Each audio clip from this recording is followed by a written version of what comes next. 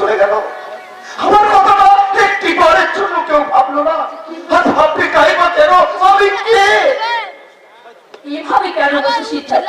তোমার কথা কেউ না ভাবলেও আমি বুঝি, আমি ভাবি, আমি কেন কেন ভবিষ্যৎটা যে স্বপ্নটা আমরা দেখেছিলাম তাকে তুমি দুঃস্বপ্নে পরিণত করতে চাইছো? একটা বাসি ফুল কখনো তো দেবতার নজরে লাগে না সিদ্ধার্থ। এটা তোমার ভুল ধারণা। কখনো লাগে না। বিশ্বাস করো বলতে, বিশ্বাস করো। আমি আমি শুধু তোমার বর্তমানকে চাই, তোমার অতীতকে নয়।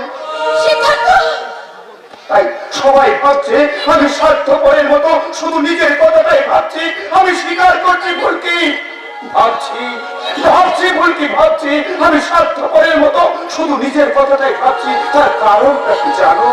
কারণ তার কারণ আমি যে তোমায় খুব ভালোবাসি ভুলকি। আমার জীবনের থেকেও আমি যে তোমায় বেশি ভালোবাসি। তাই ভালোবাসার কাছে ক্ষোভ, হিংসা, দ্বন্দ্বের কোনো দাম নেই। তাই আজ যে লড়াইটা তুমি করতে যাচ্ছ, সে লড়াইয়ে যদি আবার নতুন করে তোমার কোনো ক্ষতি হয়, তাহলে আমি নিজেকে ঠিক রাখতে পারবো না বলছি। আমি নিজেকে ঠিক রাখতে পারবো না। এমন করে বলছো কেন সিদ্ধার্থ? এমন করে বলছো কেন?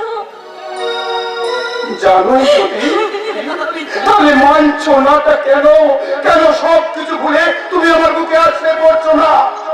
পাগলের মতো করো না সিদ্ধার্থ, পাগলের মতো করো না।